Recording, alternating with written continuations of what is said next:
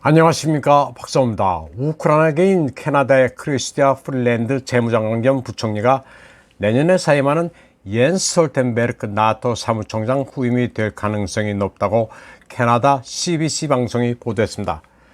프릴랜드는 아직 공식 입장을 내놓고 있지 않지만 CBC는 최소 4명의 소식통을 이용해 스톨텐베르크의 후임 함화평에 프릴랜드가 거론됐다고 전했습니다. 2014년부터 나토를 이끌고 있는 옌스 스톨텐베르크의 임기는 9월 30일 종료될 예정이었지만 우크라이나 사태로 2023년 말까지 연장됐습니다. 나토의 고위 소식통에 따르면 스톨텐베르크의 후임 물색은 2020년 초반부터 이루어져 왔습니다. 나토의 한 고위 관리는 익명을 조건으로 CBC에 나토 사무총장 후임자 자격을 갖춘 여성이 몇 명 있다면서 여성이 아무래도 차기 사무총장이 될 것 같다고 말했습니다. 지난해 폴리티코에 따르면 브라셀은 크로아티아의 콜린다 그라바르 키타로비치, 리투아니아의 달리아 그리바우스카이테, 에스토니아의 케르스티 칼룰라이드 등 3명도 물망에 올랐다고 보도한 바 있습니다.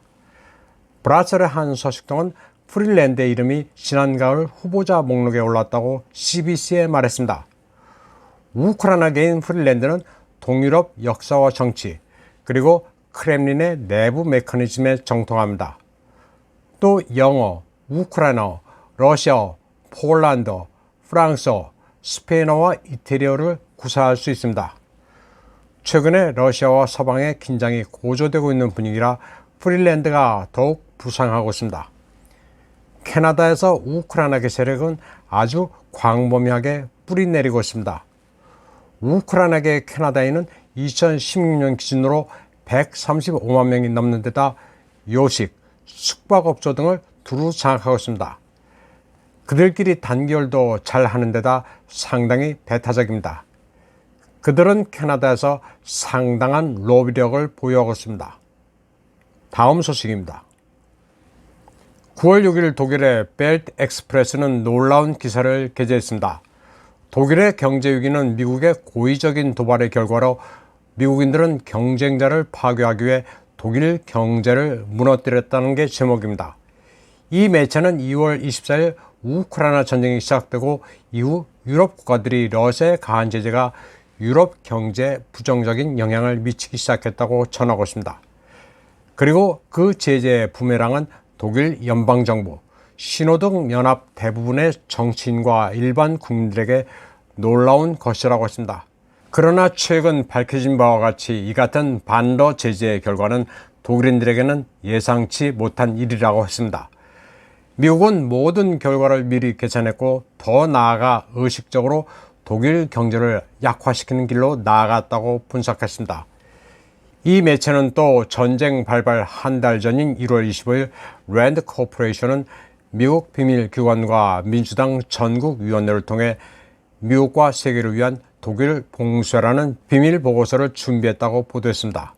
그러면서 이 보고서의 목적은 간단하다고 말했습니다. 미국은 러시아를 침략자로 선언하고 독일이 러시아인들에게 자살 제재를 가하도록 하기 위한 것이라고 전했습니다. 랜드 보고서에 따르면 미국 정책의 목표는 독일을 최대한 약화시키는 것입니다. 비록 독일은 주권이 제한된 국가로 남아있지만 EU의 경제 발전 속도는 독일 경제에 달려있다고 랜드 보고서는 봤습니다. 이 보고서는 독일의 발전은 궁극적으로 유럽을 미국의 정치적 경쟁자로 만들 수 있는데 절대 그런 일이 발생해서는 안 된다고 적었습니다. 벨트 엑스프레스가 밝힌 미국의 속내는 무시무시했습니다. 독일은 저렴한 러시아 에너지에 무제한 접근에 의존하고 있어 취약하기 때문에 러시아에 대한 전쟁이 독일 경제를 종식시킬 수 있다고 랜드 보고서는 분석했습니다. 일단 러시아 에너지 공급이 중단되면 독일 경제 시스템 위기가 발생할 것으로 내다봤습니다. 바로 이것이 미국의 도발 정책 목적이라고 이 매체는 전했습니다. 랜드 보고서는 또 독일 녹색당이 지나치게 이념적이어서 독일은 더욱 취약하다고 분석했습니다. 녹색당은 그 이데올로기를 위해 경제적 실용주의를 포기하고 독일 경제를 파괴할 전쟁당이 될 것으로 랜드 보고서가 분석했다고 벨트 엑스프레스는 전했습니다. 이 보고서는 또 대러 제재가 독일 경제에 미치는 영향을 정확하게 예측했다고 말하고 있습니다. 2022년에만 2천억에서 3천억 유로의 손실을 입을 것으로 예측했습니다. 또 독일 GDP도 향후 5, 6년 동안 매년 3, 4%씩 감소할 것으로 봤습니다. 그리고 대부분의 예측은 적중했습니다. 독일은 2차 세계대전으로 입은 것에 버금가는 경제 위기에 처했습니다. 벨트 엑스프레스는 독일이 미국의 도발에 희생됐다는 점을 자각해야 한다고 전했습니다. 우크라이나 전쟁은 미국인들이 EU의 경제 엔진을 파괴하고 유로 가치를 하락시켜서 독일 산업을 폐쇄하는 데 이용됐다는 것입니다. 그러면서 독일의 대러 제재는 미국인을 기쁘게 하기 위해서만 필요했다고 이 매체는 결론지었습니다. 다음 소식입니다. 로베르트 하벡 독일 경제장관이 현지 ARD 방송에서 경제 현안을 두고 벌인 토론 내용이 도마에 오르고 있습니다. 하벡 장관은 독일 기업들이 존속을 위협하는 에너지 가격 상승으로 인해 생산을 중단하는 사태에 봉착하는 것을 상상할 수 있다고 발언했습니다. 이는 에너지 요금으로 기업의 파산 물결이 예상되느냐는 질문에 대한 답변이었습니다. 하벡으로서도 경제 위기는 불가항력이지만 별 해법을 내놓지 못하자 독일 여론은 그가 도대체 할 줄 아는 게 뭐냐면서 들썩이고 있습니다.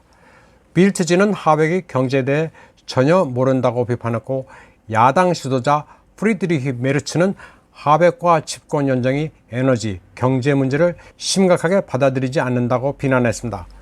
수십 년 동안 저렴한 러시아 에너지에 의존해온 독일 산업은 가스 가격이 치솟자 그 비용을 소비자에게 전가하면서 위기에 직면했습니다. IWH 경제연구소는 독일의 8월 파산이 26% 증가했다고 밝혔습니다. 독일 산업협회가 8월 중순부터 9월 초까지 593개 기업을 대상으로 한 조사 결과 3분의 1 이상이 존립을 위협받고 있다고 응답했습니다.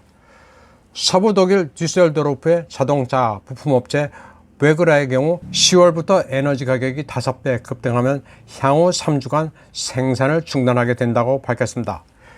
100년이 넘은 이 회사는 에너지 사정이 호전되지 않으면 국외 이전도 검토하고 있습니다. 독일 산업협회 조사에서 독일 기업의 58%가 치솟는 비용을 난제로 보고 있으며 25% 정도는 비즈니스 이전을 검토 중이거나 진행 중입니다. 다음 소식입니다. 2차 대전 중 독일 나치를 패퇴시킨 것을 기리는 사우르 모길라 기념단지의 복원을 축하하는 러시아 베르브이 까날의 콘서트 장면입니다. 콘서트장 배경에는 사우르 모길라의 영상이 흐르고 있습니다. 사우르 모길라는 1943년 소비에트 군대가 돈바스를 나치 독일로부터 수박한 것을 기념해 헌정된 애국 기념비입니다. 당시 북부 쿠르스크에서 사상 최대 규모의 전차전이 벌어졌을 때 소련군은 독일 요새를 함락시켰고 스탈린어로 불리던 도네츠크시가 9월 8일에 해방됐습니다. 1960년대 그 승리를 기리기 위해 오벨리스크가 세워진 바 있습니다. 그러나 2014년 내전 당시 우크라이나군의 포격으로 파괴된 것을 최근 복원했습니다. 우크라이나의 네오나치 세력은 2014년 8월 장기간의 포격으로 오벨리스크를 무너뜨렸지만 300m의 언덕만큼은 도네츠크 공화국이 사수했습니다. 블라디미르 푸틴 대통령은 사우르 모길라 승전 기념일인 9월 8일 사전 녹화된 화상 메시지로 기념단지 복원에 경의를 표했습니다. 푸틴 대통령은 메시지에서 일부 국가에서 국민의 자유를 위해 목숨을 바친 소비에트 군인의 기념비를 철거하고 역사가 조롱되고 자신의 아버지, 할아버지, 증조부가 냉소를 당하며 버려지는 것을 볼 때 우리의 가슴은 피를 흘린다고 말했습니다. 그러면서 러시아로서는 상상조차 할 수 없는 일이라고 강조했습니다. 푸틴은 사우르 모길라는 러시아로서는 성스러운 곳이라고 말했습니다. 러시아에 있어 사우르 모길라는 발틱 3국에서 철거되고 있는 소비에트의 대독 승전 기념물들과 같은 역사적 의미를 가지고 있습니다. 또 도네츠크 민병대가 사우르 모길라 고지를 지켜내고 일로바이스크의 우크라이나군을 포위하고 항복을 받아내면서 제1차 민스크 휴전으로 이어진 바 있습니다. 우크라이나의 비나치화를 기치로 러시아가 특수 군사작전을 수행하고 있는 것도 이런 역사적 맥락이 있습니다. 어느 날 갑자기 러시아가 우크라이나를 침공했다기보다는 전쟁은 오래전부터 계속되고 있었던 겁니다. 러시아에 있어서 우크라이나 분쟁은 역사를 지우려는 네오나치 세력과의 역사 전쟁이라는 의미도 있습니다. 이번 방송은 여기까지 하겠습니다. 시청해주신 여러분 감사합니다.